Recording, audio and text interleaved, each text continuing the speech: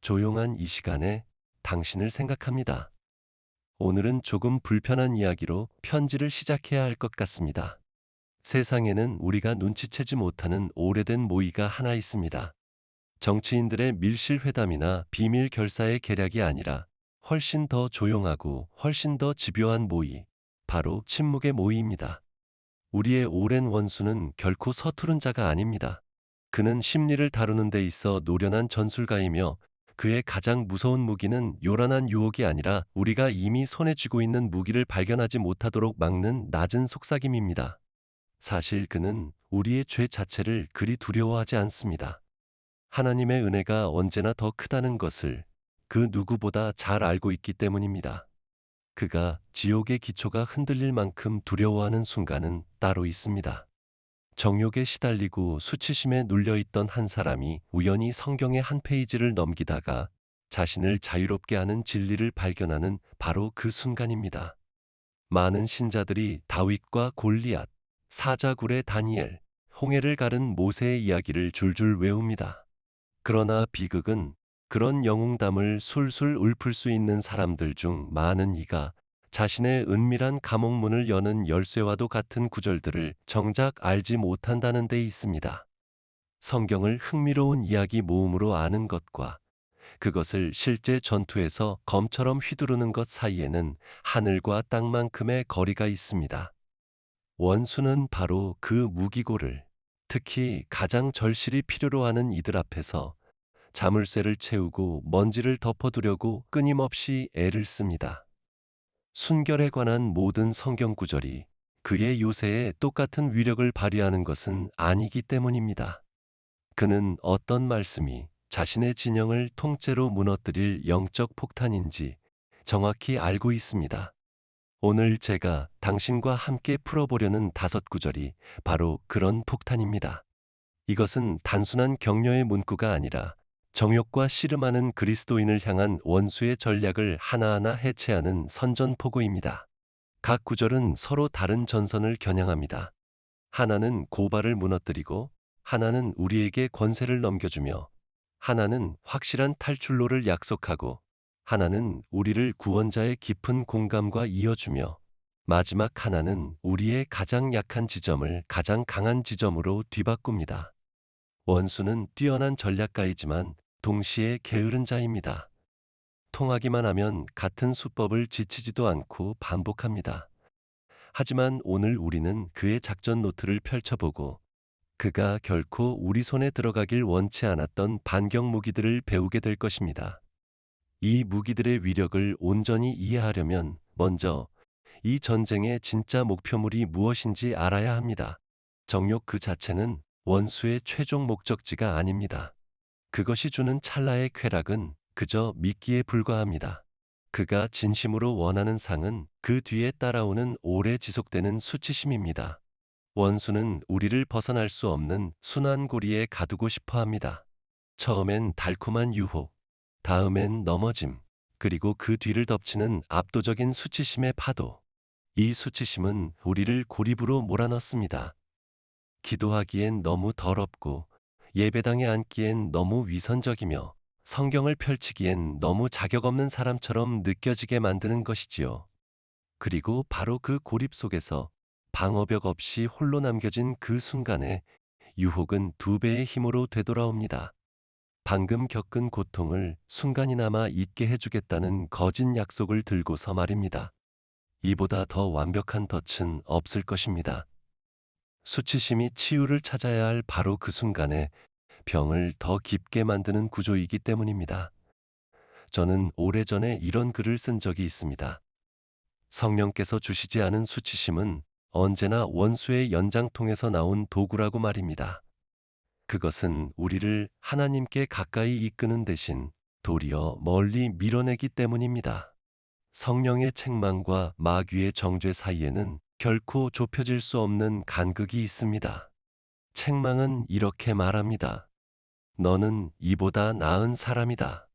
아버지께로 달려가라. 그분이 너를 씻으실 것이다. 반면 정죄는 이렇게 속삭입니다. 너는 이제 가망이 없다. 아버지 앞에서 숨어라. 그분은 너를 역겨워하신다. 전자는 회개라는 열매를 맺지만 후자는 마비라는 무거운 침묵만을 남깁니다. 그리고 원수가 진짜로 원하는 것은 바로 그 마비입니다. 하지만 오늘 이 편지와 함께 그 침묵의 모이는 끝이 납니다. 지금부터 저는 수십 년간 이어져 온 죄의 순환마저 끊어낼 수 있는 5가지 진리를 당신과 나누려 합니다. 단순히 구절을 인용하는 데 그치지 않고 원어의 결을 살피고 역사적 배경을 짚어보며 무엇보다 실제 전투의 열기 속에서 그것을 어떻게 손에 쥐어야 하는지 함께 살펴보려 합니다. 각 진리는 앞에 진리 위에 쌓이며 마지막에는 정욕과의 전쟁을 위해 하나님의 대장간에서 특별히 벼려낸 온전한 갑주가 당신의 손에 들려 있을 것입니다. 마음을 준비하십시오.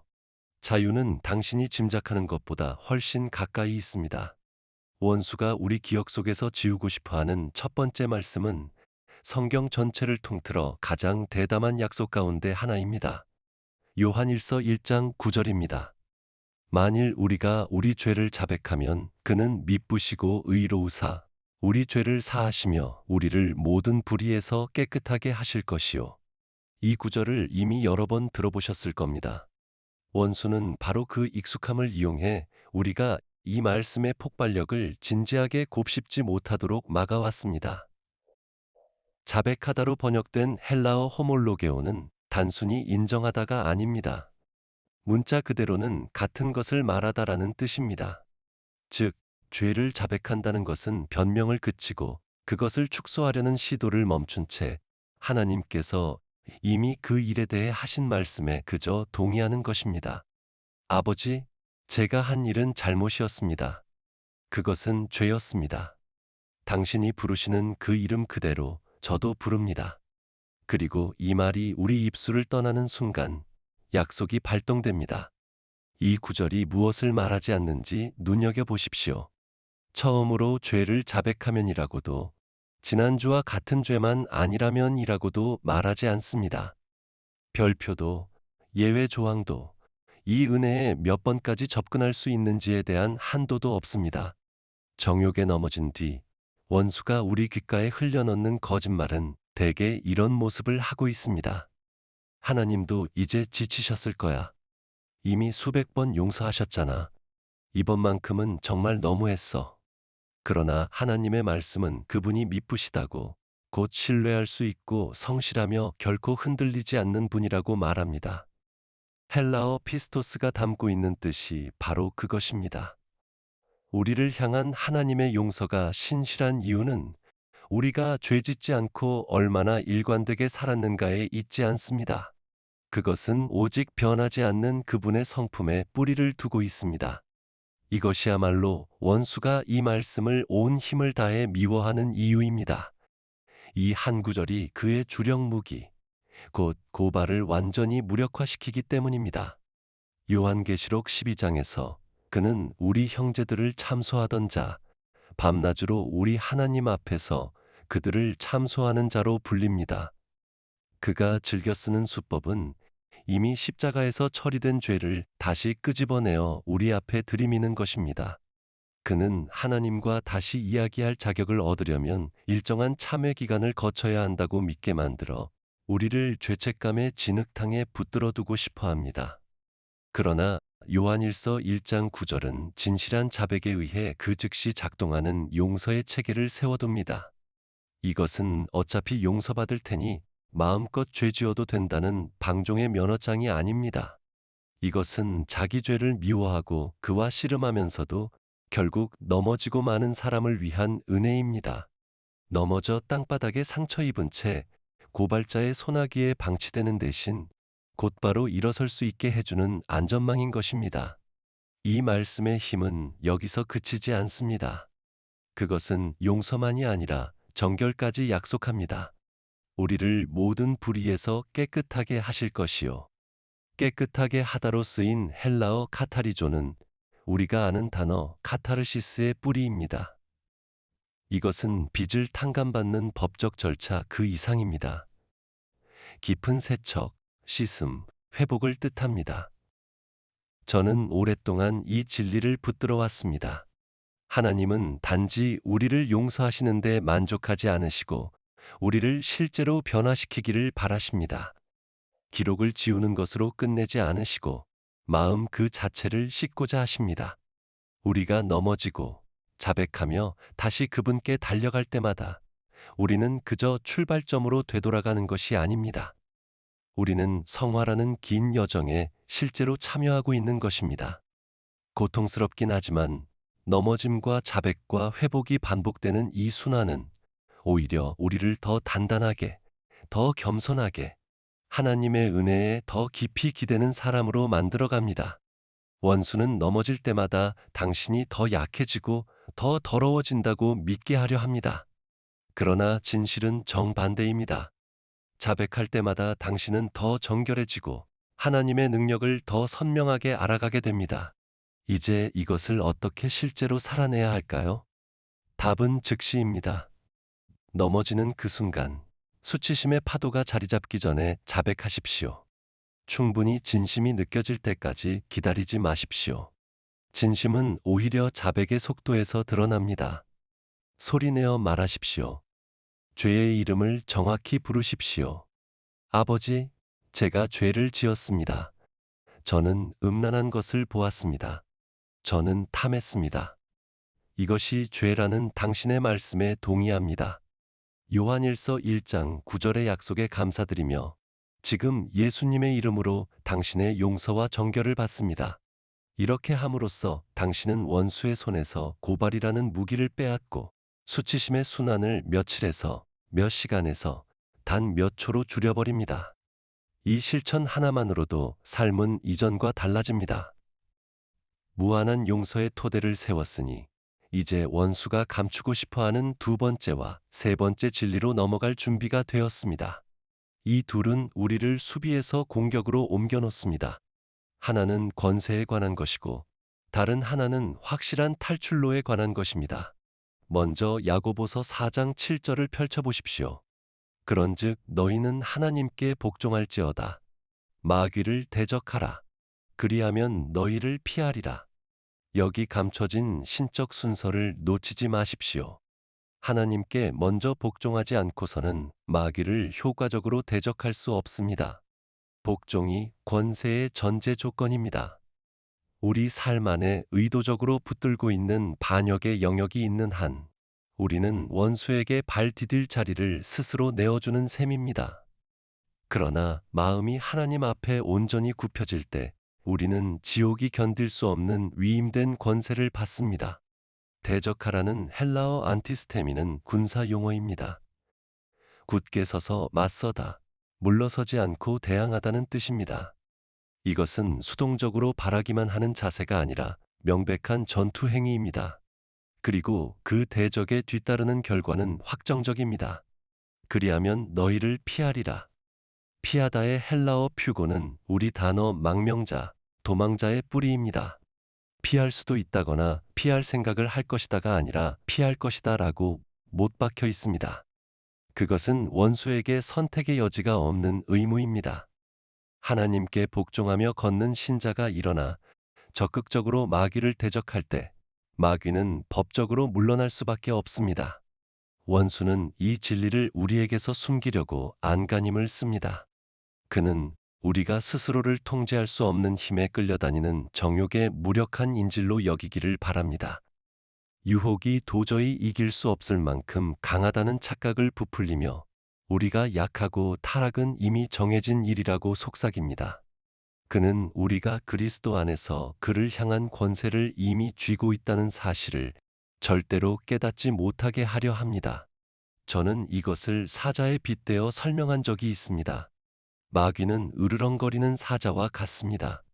그 울음소리는 무섭지만 발톱은 이미 뽑혔고 이빨은 십자가에서 부러졌습니다. 그가 지닌 힘이란 오직 우리가 그의 거짓말을 믿고 그 소리에 움츠러들 때 우리 스스로 내어주는 것뿐입니다. 유혹의 한복판에서 그리스도 안에 있는 우리의 권세를 소리내어 선포할 때 사탄아, 나는 하나님께 복종하며 예수님의 이름으로 너를 대적한다. 너는 여기서 힘이 없다. 물러가라. 이 선언은 실제로 그를 후퇴시키는 성경적 실체입니다. 그러나 하나님은 싸울 권세만 주시는 분이 아니라 확실한 탈출로까지 마련해 두시는 분입니다. 세 번째 진리는 고린도전서 10장 13절에 있습니다. 사람이 감당할 시험 밖에는 너희가 당한 것이 없나니 오직 하나님은 미쁘사 너희가 감당하지 못할 시험 당함을 허락하지 아니하시고 시험 당할 즈음에 또한 피할 길을 내사 너희로 능히 감당하게 하시느니라. 이 약속을 하나씩 뜯어봅시다. 첫째, 하나님은 미쁘십니다. 우리의 용서를 보증하는 그 신실하심이 그대로 우리의 유혹까지 관리하십니다. 둘째, 감당하지 못할 시험 당함을 허락하지 아니하시고라는 말은 하나님이 우리의 유혹에 대해 결코 뒷짐지고 계시지 않는다는 뜻입니다. 원수는 자기 마음대로 아무 유혹이나 던질 수 없습니다. 하나님이 원수가 넘어설 수 없는 천장을 이미 정해두셨기 때문입니다. 우리가 마주하는 어떤 유혹도 그 본질상 저항이 불가능한 것은 없습니다. 여기 가장 중요한 대목이 있습니다. 시험 당할 즈음에 또한 피할 길을 내사. 피할 길로 쓰인 헬라어 에크바시스는 문자 그대로 출구, 나가는 길을 뜻합니다. 이것은 가능성의 문제가 아니라 이미 마련된 공급입니다. 원수가 던지는 모든 유혹에는 하나님이 동시에 심어두신 출구가 반드시 있습니다. 예외 없이 언제나 넘어짐만이 유일한 선택지였던 적은 없습니다. 그렇다면 우리는 왜 그토록 자주 넘어질까요? 원수가 방향 감각을 흐리는데 능하기 때문입니다. 유혹의 열기 속에서 그는 바로 코앞에 있는 출구조차 보이지 않게 만드는 짙은 안개를 피워 올립니다. 그 출구들은 사실 매우 구체적입니다. 컴퓨터의 전원 버튼일 수도, 자리를 박차고 방을 나가는 일일 수도, 믿을 만한 친구에게 전화를 거는 일일 수도, 소리내어 찬송을 부르기 시작하는 일일 수도 있습니다. 문제는 유혹의 안개 속에서 명료하게 사고하는 능력 자체가 급격히 떨어진다는 데 있습니다. 그렇기에 우리는 미리 계획된 출구를 손에 쥐고 있어야 합니다. 유혹이 닥치기 전에 당신만의 에크바시스가 무엇일지 정해두십시오. 탈출 계획을 세우고 종이에 적고 외워두십시오. 그러면 유혹이 찾아왔을 때 다시 고민할 필요 없이 그저 계획을 실행하기만 하면 됩니다. 이 두 구절은 하나의 짝을 이루어 작동합니다. 야고보서 4장 7절의 권세로 내면의 압박을 물리치는 동시에 고린도전서 10장 13절의 출구로 외부의 환경 자체를 바꾸는 것입니다. 이것이 바로 원수가 당신이 절대 알지 못하기를 바라는 양면 전략입니다. 이제 우리는 다섯 진리 가운데 어쩌면 가장 큰 치유를 주는 진리에 다다랐습니다. 원수가 차가운 교리와 멀게만 느껴지는 신개념 아래 파묻어 버리려 하는 진리. 네 번째 무기인 신적 공감입니다.